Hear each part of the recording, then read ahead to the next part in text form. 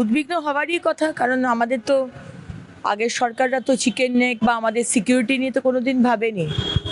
উপরন্তু আমাদের সিকিউরিটি নিয়ে ছিনিমিনি খেলা হয়েছে।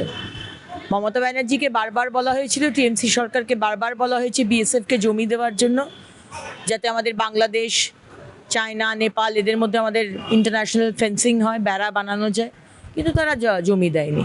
সুতরাং আজকে আমাদের সরকার আসার পর থেকেই যা আমাদের সংকল্পপত্রে ছিল আমরা সেটা করছি, জমি দেওয়া হচ্ছে।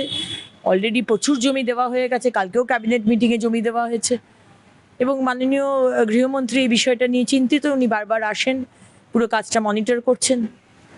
দিদি, মানে দুর্গাপুজোর আগে রাজ্যের আইন শৃঙ্খলা পরিস্থিতি নিয়ে কিছু সমস্যা দেখা দিতে পারে। মুখ্যমন্ত্রী শুভেন্দু অধিকারী তিনি বিধায়কদের নির্দেশ দিয়েছেন সতর্ক থাকতে।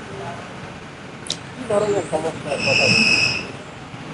দেখুন, আজকে তো কিছুদিন আগেই একটা টেররিস্ট ধরা পড়লো, কিছুদিন আগেই বোম ব্লাস্ট হলো। তো আজকে যারা যারা স্লিপার সেলদের পুঁতে গেছেন মমতা ব্যানার্জি আর টিএমসি সরকার ভোট ব্যাংকের জন্য, খারিজি মাদ্রাসায় তাদের আশ্রয় দেওয়া, অ্যান্টি ইন্ডিয়া ফিলিং স্প্রেড করা, তারা তো আর মানে 4 তারিখের পর থেকে সব ঘুমিয়ে পড়েছে, সব ভালো মানুষ হয়ে বাংলাদেশ চলে গেছে, সেটা তো ভাবার কোনো কারণ নেই। সব আছে, আশেপাশেই আছে। আমি তো সাধারণ মানুষকেও বলেছি, যেখানে কোনো সন্দেহজনক আপনার পাড়াতে, আপনার গ্রামে সন্দেহজনক ব্যক্তি দেখবেন, সন্দেহজনক চলাফেরা হচ্ছে, আমাদের পুলিশকে জানান বা আমাদেরকে জানান। ফায়ার সিস্টেম বসাতে অনাগ্রহী পারবো না দিতে। হোটেল কর্তৃপক্ষ ফায়ার সিস্টেম বসাতে অনাগ্রহী। তার কারণ হচ্ছে ফায়ার সিস্টেম বসাতে গেলে যে ধাপে ধাপে প্রজেক্টগুলো করতে হয় তার জন্য নাকি প্রচুর ঘুষ দিতে হয়, তেমনটা জানাচ্ছেন হোটেল মালিক। ঘুষ দিতে হয়েছে মমতা ব্যানার্জির সরকারে, অবশ্যই ঘুষ দিতে হয়েছে।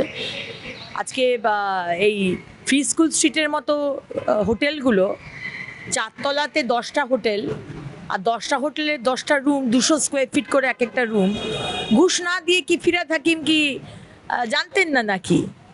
তিনি নিজেও হয়তো ঘুষ নিয়েছেন, দিয়েছেন কিনা বলতে পারবো না, কিন্তু তার লোকরা যে ঘুষ নিচ্ছে, তার লোকরা যে কাজ করছে না, তিনি কালকে বলছেন আমার উপর দোষ দেওয়া হচ্ছে কেন? আরে, আপনার উপর দোষ দেওয়া হবে না?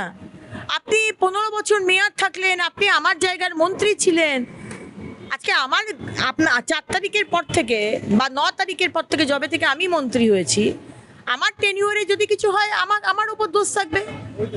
এই টেনিওরে যদি কাউকে ফায়ার লাইসেন্স দেওয়া হয়, এই টেনিওরে যদি কাউকে ট্রেড লাইসেন্স দেওয়া হয়, এই টেনিওরে বাড়ি ভেঙে পড়ছে, তাহলে আমাকে দোষ নিতে হবে। সেরকম আপনি বলছেন যে পার্ক স্ট্রিটে হয়েছিল, স্টিফেন কোর্টে, আমরা তো কাউকে দোষ দিইনি। আরে, আপনারা দোষ দেবেন কি করে ফিরহাদ হাকিম মহাশয়? আপনারা বি টিম তো হচ্ছে সিপিএম। তো নিজের লোককে কি কেউ দোষ দেয়? নিজের লোক দোষ করা মানে নিজেদের দোষ করা। আমি কিন্তু যখন আমৃতে কতগুলো মানুষ মারা গেল আমরা রেস্কিউ করেছি, তার ব্যবস্থা করি, কিন্তু আমরা কারোর উপর দায় ফায়ে চাপাই না। তার আগে স্টিফেন কোর্টে আমরা যখন অপোজিশনে ছিলাম অতগুলো লোক মারা গেছে। মরিচঝাঁপি, 21শে জুলাই, সাঁইবাড়ি, বিজন সেতু বা আমাদের সাধুদের মেরে দেওয়া, কোনোটা কি আপনারা কমিশন বসিয়ে রেজাল্ট দিয়েছেন বাংলার মানুষকে? কোনোটা শাস্তি হয়েছে? তা আপনারা তো করবেনই না। স্টিফেন্স কোর্টে আপনারা চুপ করে বসেছিলেন, দোষ দেননি, কারণ আপনার বি টিম করেছিল। টিএমসি তো আমাদের বি টিম নয়, তাই জন্য আমরা বলবো। আবার আমার টেনিওরে যদি ঘটনা হয়, অন্য মন্ত্রীদের সাথে হয়, আপনি আবার আমাদের দোষ দেবেন। দায় তো নিতে হবে, দোষ নয়, দায়।